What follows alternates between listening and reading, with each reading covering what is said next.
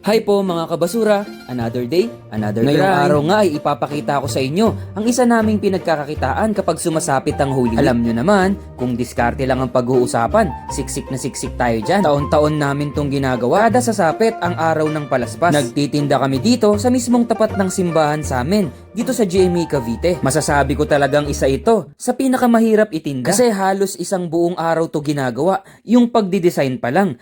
Tapos, kailangan madaling araw pa lang, makapag-set up ka na sa mismong tapat ng simbahan para kapag putok ng bukang liwayway, masasalo agad namin yung pagdagsa ng mga tao na magsisimba. Kaya kapag nagtitinda kami ng palaspas, halos wala talagang tulugan. Ganyan kahirap kumita ng pera mga kabasura. Pero ang totoo niyan, diyan kay misis ko lang talaga natutunan yung ganyang pagtitinda-tinda. Mula kasi sa kabataan niya, ay ayan na talaga yung nakamulatan niya. Sa ganyang diskarte sila binuhay ng mga magulang nila. Nagtitinda sila ng kung ano-ano, magmula sa kandila, sa sampagita, mga bulaklak sa araw ng undas, mga bulaklak kapag Valentine's Day, at pati graduation ng mga estudyante sa school. Kung ano-anong pwedeng itinda, basta legal ay ginagawa nila. Kaya ngayon, ay pinapamana naman namin dito sa anak namin yung ganitong klaseng diskarte. Sinasanay na namin siya na huwag mahiyang magtinda. Laking pasasalamat naman namin kasi nakikita naman namin na nag-i-enjoy din siya. At kahit nga abutan pa ng ulan sa pagtitinda, ay no problem yan mga kabasura. Kasi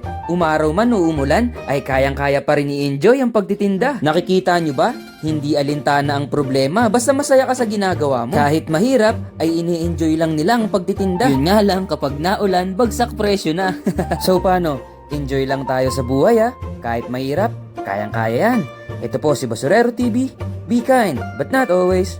Peace!